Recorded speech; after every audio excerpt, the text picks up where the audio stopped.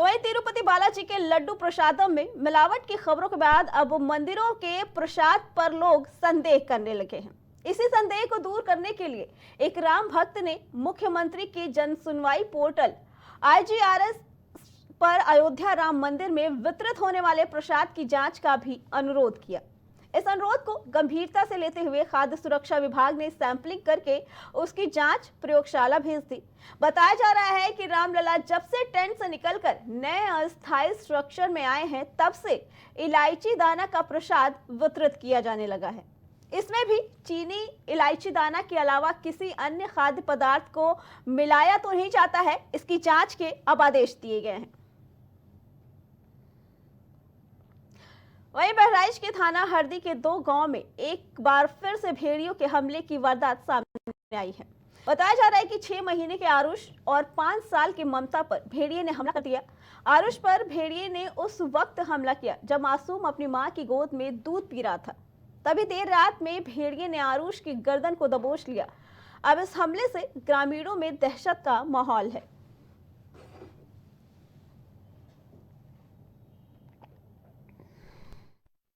वो sir so रहे थे, मेरी लड़की साथ में सोई हुई थी। जब उसको दबोचा फिर इसने जाग गई है तो ये चिल्लाया, उसने भी थोड़ा चिल्लाया। तो उतनी देर में हम लोग दौड़ लिए, उसने लेके भागा। तब थोड़ी दूर उड़ा के फिर गैस घुस के फिर उसको छोड़ के गन्ना में घुस गया हम लोग।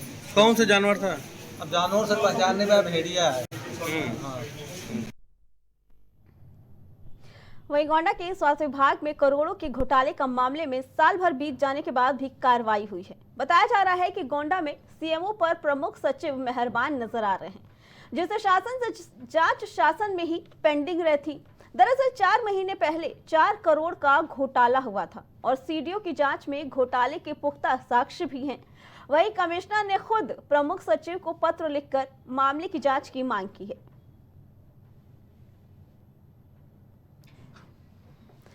बता दें कि साल भर में अभी तक इस मामले की जांच नहीं हुई है, जिसको लेकर कहना यह है कि CMO पर प्रमुख सचिव मेहरबान है। ये सीधी शासन से जांच की मांग की गई है। जो शासन में ये पेंडिंग चल रहा था मामला कई 4 महीनों से। बता दें कि ये एक मामला ऐसा था जिसको कहीं ना कहीं दफ्तरों में धूल खाती नजर आ रही थी, जिसके बाद अब फिर से इस मामले पे जांच की मांग की गई है। इसी पे जानकारी देने के लिए गोंडा से हमारे संवाददाता उपेंद्र हमारे साथ जुड़ चुके हैं।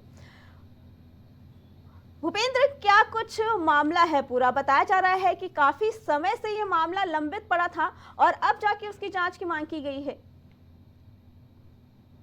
जी बिल्कुल, आपको बता दें कि राज्य मुख्यालय से एक आदेश हुआ था, आदेश संख्या 263 आदेश हुआ था। गोंडा स्वास्थ्य विभाग के ऊपर घोटाले का आरोप लगा था, जिसको लेकर राज्य मुख्यालय से आदेश हुआ था स्वास्थ्य विभाग के खिलाफ, और जिसकी जो है जांच यहाँ पर रह चुके CDO अरुण मौली ने की।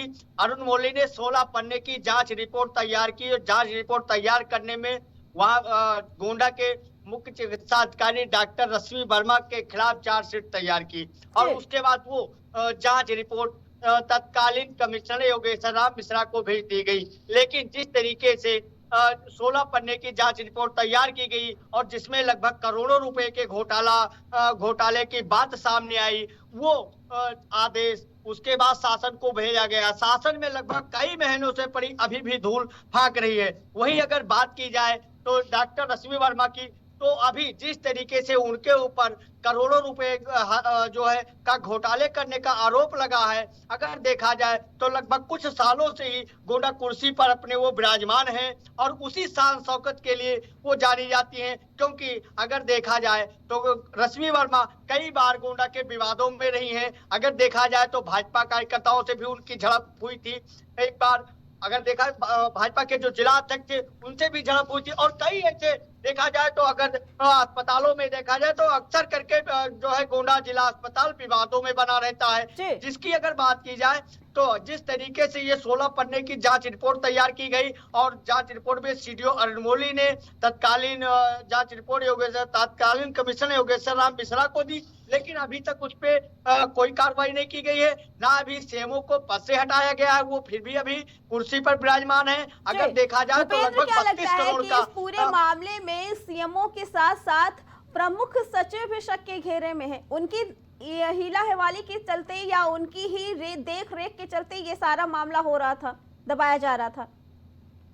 बिल्कुल बिल्कुल, देखिए जिस तरीके से जो है यहाँ पर जांच रिपोर्ट तैयार की गई, 16 पन्ने की जांच रिपोर्ट गई, उसके बाद तत्कालीन कमिश्नर योगेश्वर राम मिश्रा के द्वारा जो है जांच रिपोर्ट शासन को भेजी गई। लेकिन शासन में अगर देखा जाए तो शासन में जो जिम्मेदार हैं वो उस फाइल को दबा कर रखे हैं, क्योंकि पिछले कुछ महीनों से वो फाइल अभी भी वहीं पर पड़ी धूल फाक रही है, जिसको लेकर अभी भी डॉक्टर रश्मि वर्मा अपनी कुर्सी पर पहले की तरह वैसे ही विराजमान है जैसे वो पहले विराजमान रहती थी। वही अगर देखा जाए सीएमओ और प्रमुख सचिव के अलावा और भी नाम ऐसे आ सकते हैं जिनके ऊपर गाज गिर सकती है।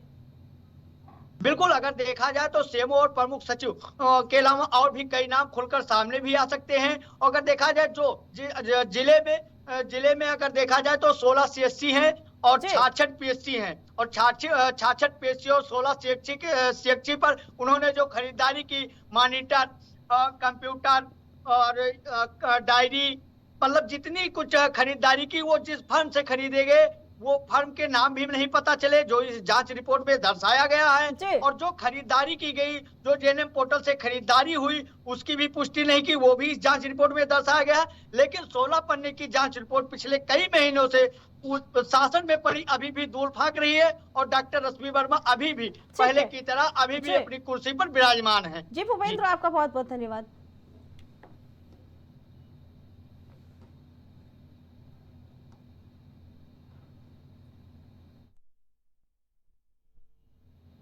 तो वहीं तिरुपति मंदिर विवाद के बाद अब एआईएमआईएम चीफ असदुद्दीन ओवैसी अजमेर में ख्वाजा मोइनुद्दीन चिश्ती की दरगाह के खिलाफ चल रहे मुकदमों को लेकर एक बड़ा बयान दिया है।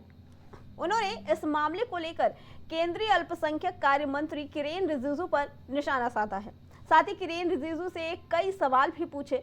असदुद्दीन ओवैसी ने सोशल मीडिया प्लेटफॉर्म एक्स पर लिखा कि अजमेर में ख्वाजा मोइनुद्दीन चिश्ती की दरगाह के खिलाफ अब मुकदमा चल रहा है, जिसमें यह दावा किया गया कि ये एक मंदिर है। इससे पहले असदुद्दीन ओवैसी ने कहा था कि तिरुपति मंदिर के प्रसाद में एनिमल फैट मिलने पर हंगामा मच गया। उन्होंने कहा कि मैं मानता हूं कि ये गलत है, पर वक्फ बोर्ड बिल में मुसलमानों के अलावा दूसरे धर्मों को भी लाया जा रहा है। ओवैसी ने आरोप लगाया कि केंद्र सरकार मुसलमानों की जमीन हड़पना चाहती है। वहीं ओवैसी के बयान पर बीजेपी नेता शहजाद पूनावाला ने कहा, ओवैसी ने बता दिया कि वो किन के साथ खड़े हैं। वो गरीबों के साथ नहीं है, वो भ्रष्टाचारियों के साथ हैं। वक्त तो बहाना है, मुसलमान को भड़काना है, देश को आग लगाना है। और हुकूमत हिंद से मैं दरखास्त करता हूं कि इसके अंदर इस तरह की जो धार्मिक संस्थाएं हैं, जो धर्म के नाम पे संस्था बना रखी है, और इस तरीके से देश में धार्मिक उन्माद को पैदा करने का काम करें, इन पे इस तरह रोक लगनी चाहिए, इनको बैन किया जाना चाहिए। हिंदुस्तान के अंदर अजमेर शरीफ की दरगाह ऐसी मरकज है जहां पर हर धर्म के लोग आते हैं। यहाँ तो हमेशा मोहब्बत अमन का पैगाम दिया गया है, यहाँ तो अमनो आस्ती का पैगाम दिया गया है। यहाँ पर धर्म नहीं देखा जाता, यहाँ लोग आते हैं बिना धर्म जाने। यहाँ से मोहब्बत अमन का पैगाम दिया जाता है, और आज उस दरगाह पे उंगली उठाई जा रही है, बहुत ही दुर्भाग्यपूर्ण है। हम इसको सिरे से कंडेम करते हैं। शहर खबर में फिलहाल इतना ही। बाकी खबरों के लिए देखते रहे प्राइम टीवी।